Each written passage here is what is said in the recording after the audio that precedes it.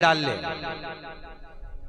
और आपने भी बनाया होगा, ऐसा नहीं है कि आपने चीला नहीं बनाया हो, उलेटा नहीं बनाया हो। तो कितनी भी समझदार बहू हो, कितना भी घी तवे पे डाल ले, परंतु पहला उलेटा, पहला जो चीला है वह तो चिपके ही सके। ना जाने वह चीला को सौगंध दी हो जैसे किसी ने, कितना ही प्रयास कर लो पर पहला तो चिपके गए। अब वो घी डालने के बाद भी अगर चिपक रहा है तो बेचारी नई नवेली बहू तो सोचे कि अब क्या करूं, भगवान ने चिपक गया, ढेला की ढेला हो गया। अब ढेला हो गया तो बेचारी सास ने कहा था पहली बार तो चीला बनाने बैठी, वो भाई ढेला हो गया, करे क्या, उसने उठू के सब चूल्हा के अंदर डाल दिया। वो तो भगवान, पहले के जमाने में मट्टी का चूल्हा होता था तो फायदा भी होता था। आज के जमाने में तो जरा सा दूध गिर जाए तो सास चिल्ला के दौड़ी, अरे आंख की देखनी नहीं सकती, आंख नहीं थी तेरे को, जरा सा दूध गिरा हुआ दिख जाए तो तू देख नहीं सकती थी। अब पहले के जमाने में तो ऐसा चूल्हा था कि थोड़ा बहुत सामान तो दाल सामान थोड़ा बहुत जो भी हो, थोड़ा बहुत गिर भी जाए तो पता ही नहीं पड़ता था सास को कि कहां गया, और चूल्हा में जल गया। इतना कौन ध्यान दे? अरे तू देख नहीं सकती तो महाराज तुमको आना चाहिए। भगवान ब्रह्मदेव को भगवान शंकर ने सृष्टि की रचना करने के लिए अपने अर्धनारीश्वर स्वरूप का दर्शन दिया है। और अर्धनारीश्वर स्वरूप का जब दर्शन दिया, आधा पुरुष आधा स्त्री शंकर भगवान बन गए, शिव और पार्वती आदि आदि।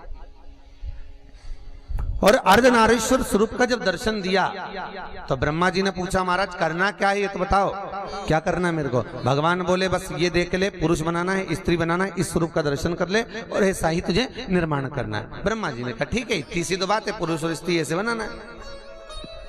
अब उनने कहा था आधे पुरुष आधे स्त्री बनाना, आधे पुरुष आधे स्त्री मतलब एक बनाओ तो एक इधर, दो बनाओ तो दो इधर, ठीक है। अब ब्रह्मा जी ने जो सृष्टि की रचना देखी, भगवान शंकर के माध्यम से जो स्वरूप का दर्शन किया, तो ब्रह्मा जी ने जो सृष्टि बनाई, बनाना था आधा आधा, उन्होंने बना दिया दोनों को भेला करके आधा आधा। अब पुरुष और स्त्री बनने की जगह वो बन गए सारे किन्नर। क्या बन गए हैं? किन्नर। अब किन्नर ही किन्नर चारों तरफ हो गए। अब जब चारों तरफ किन्नर हो गए तो किन्नरों की सृष्टि का निर्माण हो गया। महाराज कई लोग पूछते हैं, महाराज जी ये किन्नर हमारे यहाँ आते हैं और हम उनको साड़ी देते हैं, पैसा देते हैं, इनको मांगने का हक है क्या? क्यों नहीं है? सबसे पहली सृष्टि का जो निर्माण हुआ था तो पहले प्रेत की सृष्टि हुई थी, राक्षसों की सृष्टि, प्रेतों की सृष्टि। प्रेतों की सृष्टि के बाद में जो सृष्टि का निर्माण हुआ वो सृष्टि का निर्माण है, यहाँ शास्त्र कहता है वो है किन्नरों की सृष्टि। काई की सृष्टि है? किन्नरों। अब जब पूरी पृथ्वी पर किन्नर ही किन्नर थे,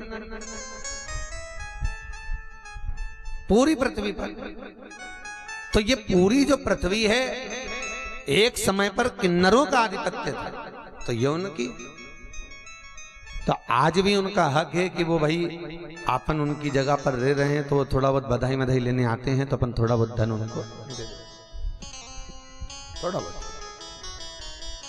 किन्नरों की सृष्टि। अब भगवान विष्णु और भगवान शंकर दोनों भ्रमण करते करते आ रहे थे, दोनों।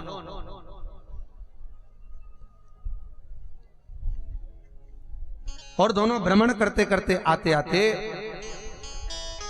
जब जैसे ही भगवान विष्णु ने सृष्टि को देखा तो देखकर भगवान विष्णु को तो खूब तेज हंसी आ गई। उन्होंने तो लगाया ठाका। अब जो ठाका लगाया तो लगाते ही शंकर भगवान ने पूछा, नारायण आज हंसने का कारण क्या है? आपको इतनी हंसी आ किस बात कर रहे? क्या हो गया? क्यों हंस रहे हो आप? भगवान कहते हैं हंसने का कारण केवल इतना सा है कि सृष्टि का जो निर्माण किया, आपने बोला था पुरुष और स्त्री बना देना, और ये ब्रह्मा जी ने देखो तो दोनों को भेला करके बना दिया। ये कोई सृष्टि बनाई? भगवान शिव ने कहा हो जाती है गलती, ब्रह्मा है, अगर ब्रह्मदेव से गलती हुई है तो ठीक है, उसमें क्या दिक्कत? शिव महापुराण की कथा कहती है कभी अंधे को अंधा देखकर हंसना नहीं, कभी किसी विकलांग को हाथ से, पांव से, शरीर से, इंद्रियों से अगर कोई विकलांग है तो उसको देखकर कभी हंसना नहीं चाहिए। महाराज क्यों? शिव महापुराण की कथा में वर्णन किया कि भगवान विष्णु किन्नरों को देखकर हंसे थे, तो भगवान विष्णु को भी किन्नर बनना पड़ा था। महाराज पृथ्वी पर आकर उनको भी किन्नर का रूप रखना पड़ा था, वो भी किन्नर बने।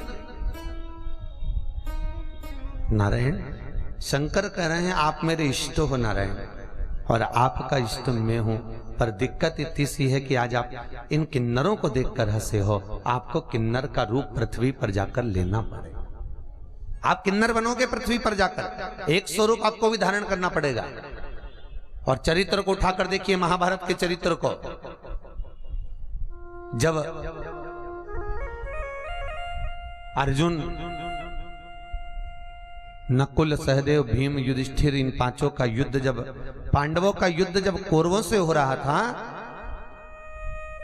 तो युद्ध की भूमि को प्रसन्न करने के लिए चंडी को प्रसन्न करने आता, और चंडी को प्रसन्न करने के लिए एक एक परिवार में से एक एक व्यक्ति की बलि देना था। पहले देवी की बलि चढ़ाना पड़ती है, तब युद्ध के मैदान में कोई युद्ध लड़ सकता है। देवी प्रकट हो गई और देवी ने कहा, सुनो कौरव और पांडवों, मेरी भूमि पर, कुरुक्षेत्र की भूमि पर तुम यज्ञ युद्ध कर रहे हो, इस युद्ध की भूमि को प्रसन्न करना है तो पहले परिवार में से बलि दीजिए।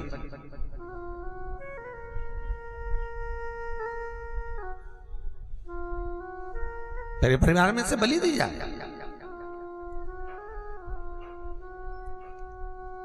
अब कौरव तो बड़े खुश हो गए कि परिवार में से 100 में से अगर एक आध मर भी गया तो 99 बचे। पर दिक्कत तो इनकी है कि ये गिने चुने तो 5, और 5 में से भी एक मर गया तो बचे 4। तो अर्जुन भगवान से बोले, मैं मर जाता हूं। युधिष्ठिर कहते हैं मेरी बलि चढ़ा दो, नकुल कहते हैं मेरी बलि चढ़ा दो, सहदेव कहते हैं मेरी बलि चढ़ा दो, सब कह रहे हैं एक दूसरे कि मेरी बलि चढ़ा दो। पर भगवान ने कहा बलि तो चढ़ेगी पर तुम्हारी नहीं। अर्जुन इधर आओ, याद करो जब तुम द्रौपदी को लेकर आए थे, तुम्हारी माता भोजन बना रही थी, और कुंती से तुमने कहा था मां देखो हम क्या लेकर आए हैं, और माता कुंती ने कहा था 5 बांट लो। और जब द्रौपदी को तुमने जाकर कहा तुम्हें 5 पतियों की पत्नी बनना पड़ेगा, तो द्रौपदी कहती कोई दिक्कत वाली बात नहीं, पर दिक्कत एक है, अगर मैं एक पति के साथ में एक कक्ष में रह रही हूं 1 वर्ष तक, तो 1 वर्ष के अंदर कोई दूसरा पति मेरे पति के कमरे में नहीं आना चाहिए।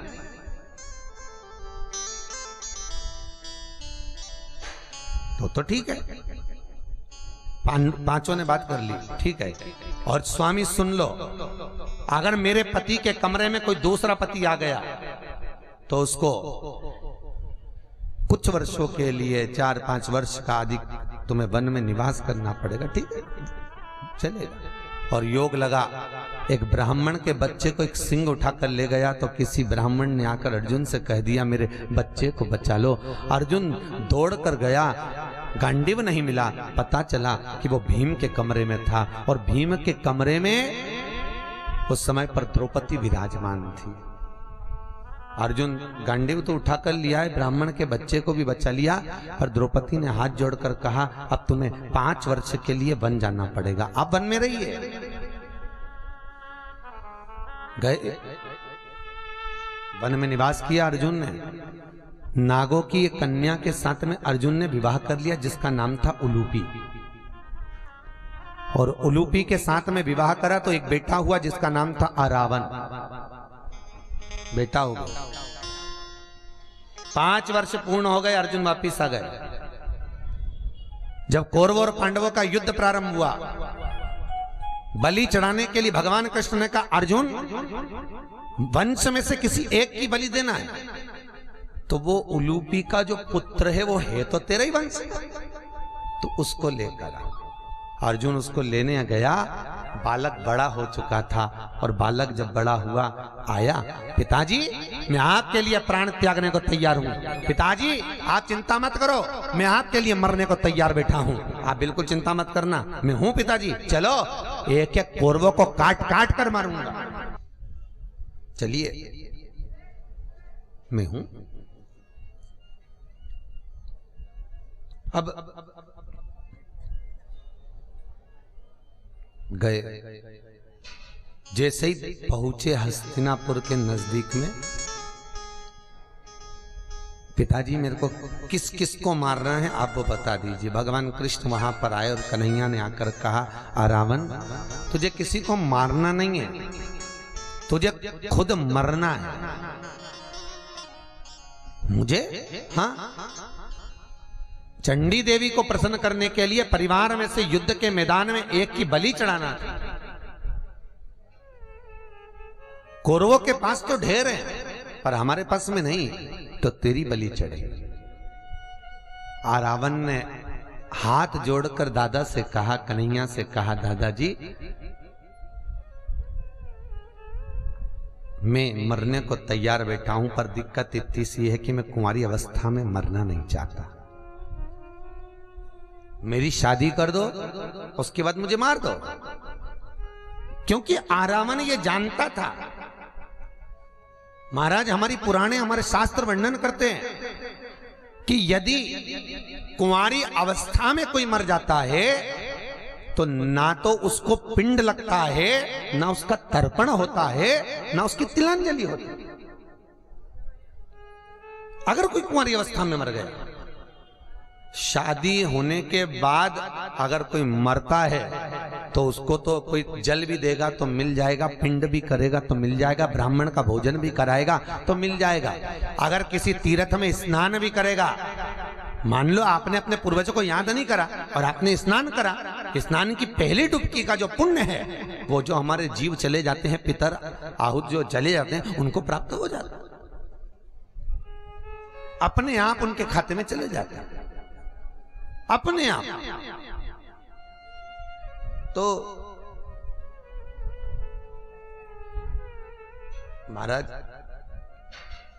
पत्नी और पति दोनों जब तक जीवित हैं, पत्नी जो पुण्य करती है पति के खाते में थोड़ा ट्रांसफर होता रहता है, और पति जो पुण्य करता है वो पत्नी के खाते में ट्रांसफर होता है, पर उससे ज्यादा अपने पुत्र और पुत्र वधू और पौत्र परपौत्र उनके खाते में ट्रांसफर होता चला जाता है। ध्यान देना, पत्नी जो कर रही है, इसलिए हमारे आज भी पुराने समय से रीति है, सावित्री को देख लो, सत्यवान सावित्री को, अनसुईया को देख लो, आज भी हमारे पुराने समय से रीति है।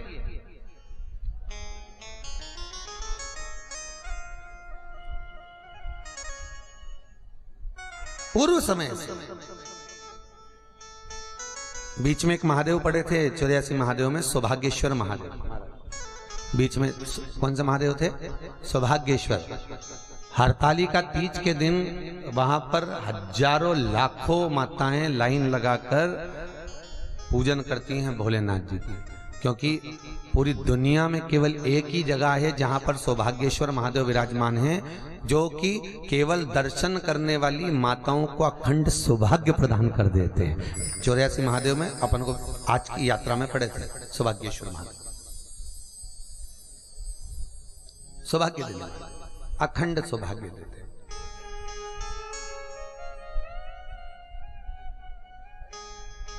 तो नारी जो कर रही है वो पति के खाते में जा रहा है, उसका अगर सोमवार का व्रत है, मंगलवार का व्रत है, बुधवार का व्रत है, जो भी वो व्रत करती, जो दान करती, जो शिव जी पे जल भी चढ़ा रही है, वो कोई अगर अगरबत्ती भी लगा रही है, धूप बत्ती भी लगा रही है, दिया भी लगा रही है, वो कोई पोटली भी चढ़ा रही है, वो कोई तिल दान, कोई अन्न दान, कोई मुद्रा दान, कोई स्वर्ण दान, कोई रजत दान, जो भी कर रही है उसका पुण्य उसके पति के खाते में है। क्योंकि वो जो दान करती है, जो भी उसने चने की दाल भी खरीदी होगी, तिल्ली भी खरीदी होगी, चावल भी खरीदा होगा, तो उसने पति के पैसे से ही खरीदा होगा। बोलो सही है कि गलत है? क्योंकि वो अलग से तो कहीं से लाई नहीं, तो वो पति का पैसा उसके पास 1 रुपया 58 54 कुछ तो उसकी होगी। भले तुम्हारे पास रुखा है पंतु तुम्हारे पास आया कहां से?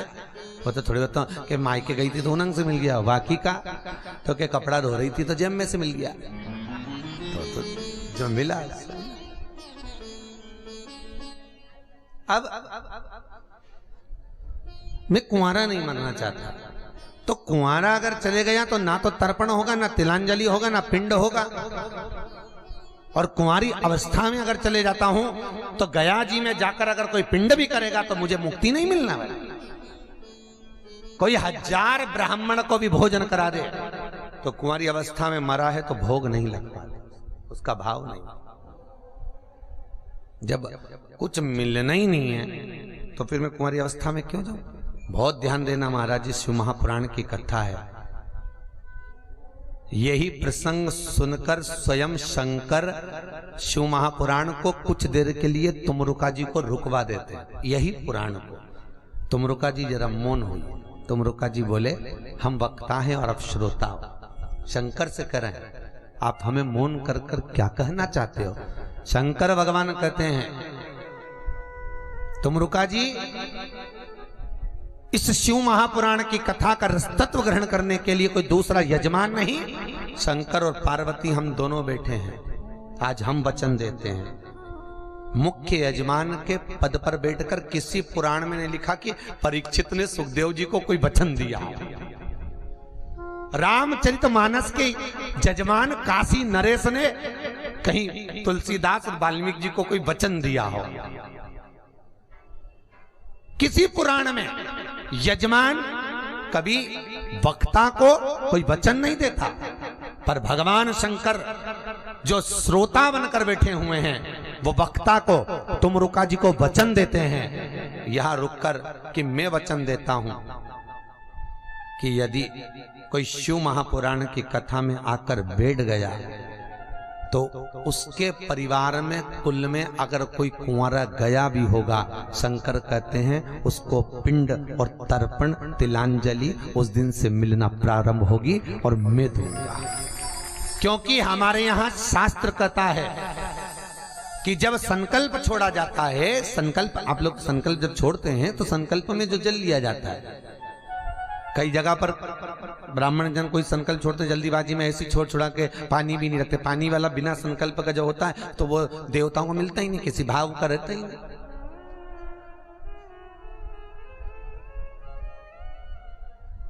आपको कथा में कहा, कई बार आप लोगों ने टीवी पर भी सुना होगा कि शंकर पर चढ़ी हुई वस्तु का भोग वही कर सकता है जो घर से विहीन हो। कौन? जम के बोलिए। जिसने अपना घर छोड़ दिया, जिसको परिवार से मतलब नहीं है। हाँ, केवल एक नर्मदेश्वर महादेव ऐसे हैं, शिव महापुराण के विद्येश्वर संहिता में लिखा है, केवल एक नर्मदेश्वर महादेव, नर्मदा के जल से निकले हुए शंकर पर तुम जो चढ़ाओगे वो परिवार में, संसार में लोग खूब खा सकते हैं, उसका भोग कर सकते हैं, पर बाकी के शिवलिंग पर चढ़ी हुई वस्तु का भोग। अब आप लोगों से हम कहें तो आप लोगों को लगता है थोड़ा सा कि महाराज हमको बाहर से दर्शन करा रहे हैं। ईमानदारी से बोलो, अपन जितनी भी जगह गए तो कहीं माताएं थी, कोई पंडित जी थे, कोई बच्चे थे। कारण केवल इतना सा है कि अगर हमारे साथ अपन यात्रा कर रहे हैं तो हम भी गलत ना देखें। इसलिए हम प्रयास करते हैं कि आप चने की दाल, तिल्ली, मूंग कुछ भी चढ़ा रहे हैं तो वो शंकर जी से दूर हो। दूर होगी तो वो ब्राह्मण भोग में ले लेगा। शंकर पर चढ़ गई तो वो फेंकने के लिए ही रह जाएगी, या क्योंकि बैरागी त्यागी उसका पान कर सकता। आपका त्याग हो, परंतु आपको तो इतनी आदत पड़ी ना कि शंकर के मुंडा पे धरूं कुछ भी माथा, वही तो कहूं, बस आपकी आदत है, जो भी चढ़ाऊं वही चढ़ाऊं, समर्पण करूं तो वही करूं। नहीं महाराज, बड़ा ध्यान देना। अगर कोई वस्तु समर्पित करी जा रही, अगर नर्मदेश्वर महादेव है, हमारे यहाँ विद्येश्वर संहिता में बिल्कुल क्लियर लिखा है कि अगर नर्मदेश्वर महादेव है तो आप खूब भोग करो, खूब पाओ, खूब पाई। पर यदि अन्य शिवलिंग है तो उस पर चढ़ी हुई वस्तु का भोग नहीं है। हमारा शंकर को चढ़ी हुई वस्तु का भोग नहीं है।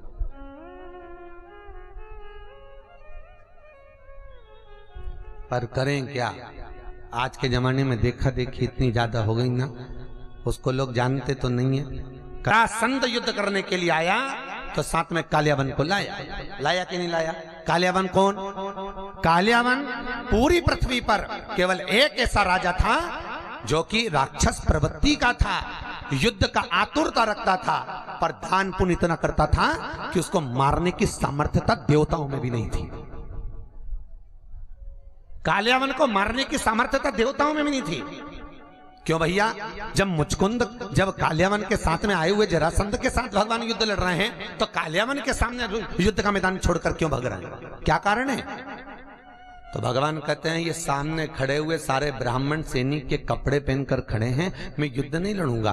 भगवान ने इतने में तो दाऊ जी बोल दिए, कन्हैया हंसकर बोले, अरे मेरे को समझा रहा है कि सामने ब्राह्मण के कपड़े पहनकर सैनिक कौन खड़े हुए? सैनिक के कपड़े जो पहने वो ब्राह्मण है। तो दाऊ जी ने कहा मुझे सिखा रहा है? जब राम अवतार आया था तब पूरे ब्राह्मण के वंश को मिटा दिया था, तब कहां गई थी तेरी रीति? तब रीति कहां गई थी? तब भगवान कृष्ण से रहा नहीं गया, तो भगवान कृष्ण ने कहा दाऊ दादा आप बिल्कुल सत्य कह रहे हो, पर आज युद्ध का मैदान छोड़कर भागना पड़ेगा। भागवत का शब्द है ये, आज युद्ध का मैदान छोड़कर भागना पड़ेगा। क्यों? तो भगवान कहते हैं दाऊ दादा इन सबसे तो निपट लूंगा, पर जो कालियावन खड़ा है इससे नहीं निपट पाऊंगा। क्यों? इसका पुण्य बड़ा प्रबल है, इतना पुण्य है कि इसको मार ही नहीं सकता, मैं नहीं मार सकता। तो फिर इसका पुण्य समाप्त करूंगा तो मुझे मारने की जरूरत ही नहीं पड़ेगी, खुद ही मर जाएगा। तो क्या पुण्य समाप्त करने के लिए कन्हैया तू क्या करेगा?